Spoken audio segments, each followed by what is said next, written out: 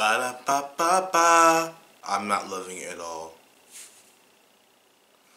Okay. Stab with the chop, that's just how I flow. Zoom, zoom, zoom, zoom, zoom, zoom. I don't take shit serious like I used to. Zoom, zoom, zoom, zoom, zoom, zoom. I can't see my friends the way I used to see. What's up, Snow fam? It's your boy King Snow with the ice cold flow, and this is gonna be a two-part video. Just gonna tell you that now. This is gonna be my second story time ever on my channel and talking about in real life stuff. As you can see, I used to be a employee at McDonald's, so I'm gonna give you guys the details on working at McDonald's. So here's part one.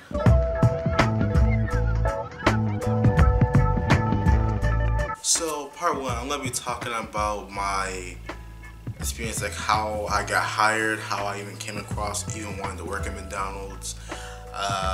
What else? Talking about the managers and the co-workers I had to deal with over there, because nothing I have to say is positive for part one. Nothing is positive about what I gotta say. So, well, it's a little bit positive, like this small. So, yeah. I'm gonna start. So around the beginning of April of 2018, I went into my local McDonald's right here in Georgia, and it was just a really busy day. I remember, it's a really busy day at McDonald's, and I just wanted to just see if they were, hiring anybody, because I don't know if you guys know this, but before I started this channel, King Snow, or not really started, but started uploading on this channel, I was looking for a job so I can get more YouTube gear, get things started for doing this type of thing, because honestly, I love YouTube, I love making music, so I need money to keep those things going, to get more gear, and, photography, all that stuff. It's just a bunch of stuff you have to self-manage yourself on, but you need money to go, you know what I'm saying? But I got a lot of gear, as you can see. I got softboxes and camera and whatnot, but regardless, I need money. So I asked, I got a paper application, I filled it out. I think I turned it back in the next day, which was, April 8th? Yeah, April 8th. Because I got a really quick response. I was put on an interview on the spot there, and they actually liked me. It was an okay thing what they saw of me. Knowing me in real life or in person, I know people get pissed off at hearing in real life. But in person, they see that I am a good person. They see I can smile, just be good, which I can be, but I do have my limits just like anybody else in the world. So I got my orientation going around April 11th, which is technically when I would say I started working, and it was okay orientation, but let me get into all the bullshit on the orientation. So I had to go on a tablet, which means I'm good with technology. I love technology and all, but we just had to go on tablets and just basically learn from the program. I would love it if we would have the type of teaching where we can just have a whole tour of everything. And I'll mention that in the next story times for my next two jobs, because I had two jobs before this one, and they're better stories than this one. Probably. So back to orientation. I wish we could have had a whole tour of everything instead of going on these little computer tabs. Everything was tech based, which I liked as a tech enthusiast, but at the same time, I wasn't getting that much information out of it, and I felt completely brainless at the time of everything I needed to be doing. So it was okay, I guess. They offered to buy me food and whatnot, which was good. Generosity. I guess it was generosity, because sometimes, all the time, I would just say no, I don't want nothing, because basically I always try to pull out my wallet and they say no, put your wallet away, let us pay for something for you. I'm like, I'm good. They just keep pushing me about that. I see them being kind and stuff, but I'm good. I got money at the time before I was working at McDonald's. It's just that I had small cash, like $20 and stuff like that. It was small cash to me. So the next day or so, that's when I started working. It was training. Training was okay. It was okay. I messed up a couple of times because I got some issues that I felt very nervous. I use air quotations because I got a lot of things that I want to say, but I'm just gonna say me being nervous. That's why I couldn't stay as focused for everything right there. It was very tough to just be at the register and just press one thing after another, show price tags and whatnot. I didn't get it. It didn't click to my mind that fast. So it took me about, I want to say like 3 to 5 days. Either 2 to 3 to 5 days. It took me a while to get used to it. When I got used to the register, I felt a little bit more experience of everything, but I still felt like they did not teach me enough. And I was right to say that, because they didn't teach me how to do drive-thru, they didn't teach me how to do the grill, and basically they had me as a crew member, which is at the very bottom, which was a whole thing in doing at McDonald's where you're either a high rank or a low rank, and I was at the low rank, which isn't a surprise, but at the same time, managers, they ain't doing that much. Just by looking at them, they ain't doing that much. I have to say that honestly, because managers, they either calculate money, doing stuff like that, which I do appreciate, but at the same time, just getting paid $2 or $3 more from that point of $7.25, it's just ridiculous, you know what I'm saying? Like, I know we need good managers and good stuff, but at this McDonald's I was working at, it was shit, and they did not have any good managers of any sort, from my understanding of just looking at how everything was run, how organized everything was. It was not. It was just poorly managed. I gotta say that honestly from my heart, that they weren't doing a good job. Period. So where am I now? I'm starting to get frustrated because like they did such a bad job. So training. So doing my training and stuff, it was okay. They didn't teach me a lot of stuff. I still felt uneducated on everything. And let's see, I think I was getting paid like I was getting only $20 or something on a check. So I got 26 on the first check, and then the second check was like 27 for training. I was like,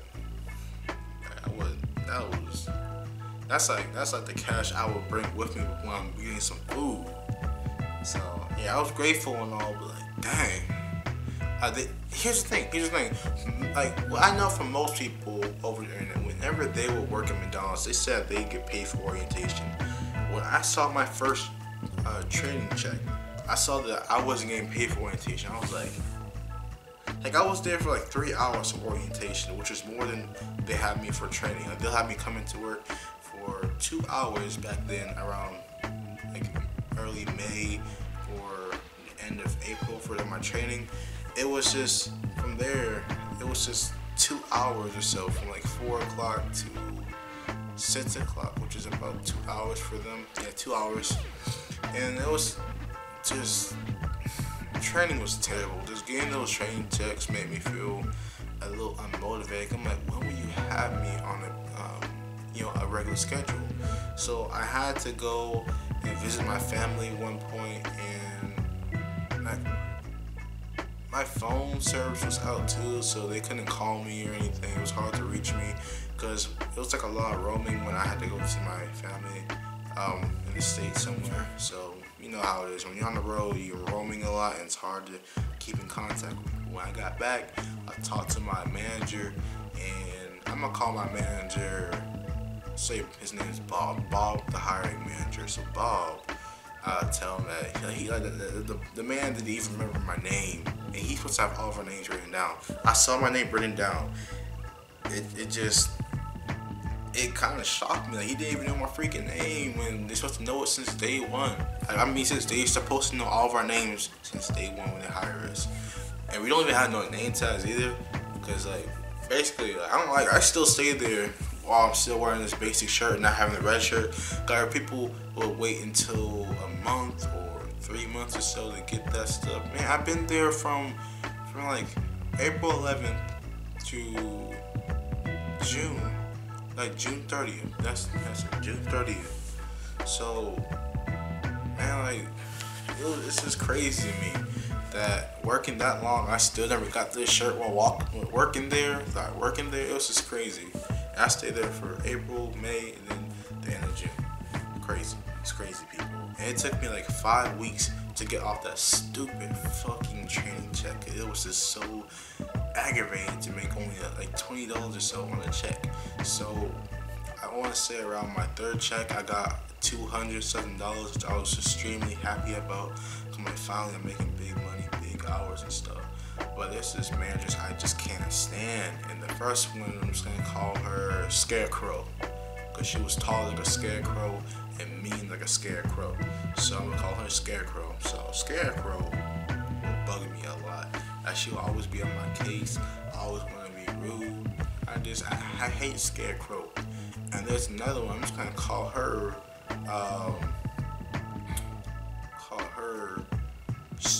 let's see. Call her Staples. Because for some reason she has staples in her little pocket there. That I'm like, I never spoke up about that. I'm like, do you? So I'm gonna call her Staples. So Staples, I hate whenever she was in charge, because like, when she was in charge, everything was just didn't feel organized. Everything felt rushed. Everything felt like it was just all out of order, and it pissed me off every time I saw her freaking face coming through the door, because it just gets me upset just looking at her face, because like, I know it's gonna be Staples here. It's gonna be a bad day. So we have one more manager. So I have Bob, Scarecrow, and Staples. What else? I think that's all the managers I know so far. They're actually a pain in my butt and just so competent to do the job. Right here, my co-workers. There was one that trained me. That was my trainer. She was okay. She told me a little bit too much about her personal life, which I wish she didn't do. But it's whatever. She did it, and she's okay. Sometimes there's times when she gets too busy, because I can smell alcohol and weed on her breath. Like, I ain't no snitch, you know. I ain't no snitch, and nothing like that. But hey, that woman, every time she came in there, I could smell weed or liquor on her breath. I'm like, ugh.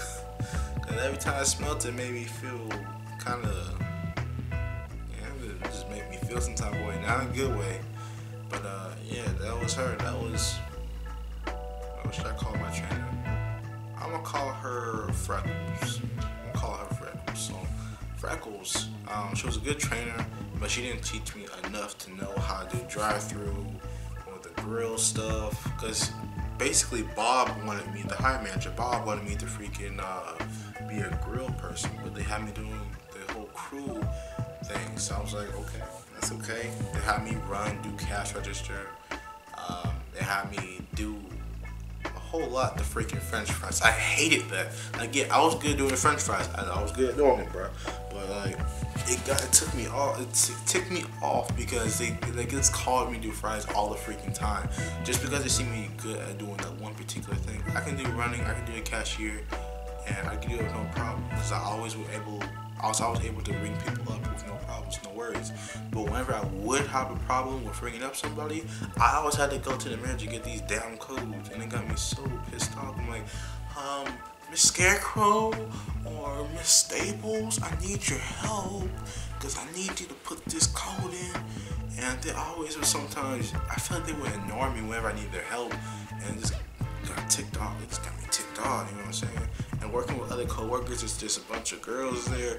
No offense to women in any type of way, but they always would gossip, just talk about stuff, be nosy. They even want to get in my business about my girlfriend and stuff. I'm like, man, I just times I have to ignore them, and they get so angry when I ignore them. The only reason why I ignore them is because of my girlfriend. I have a girlfriend, so I ain't gonna be talking to no other girls. Period. I'm a loyal guy, so I'm not gonna talk to no girls. The only girl I talked to was a trainer, but that's because I have to listen to everything she's saying when she's training me for work. So, babe, if you're looking at this video, you know I'm a loyal dude, because I know the crap about these girls, and they got them irritated. I find it funny, because they just want to talk to me, but I'm already taken. So, hey, you know what I'm saying? So,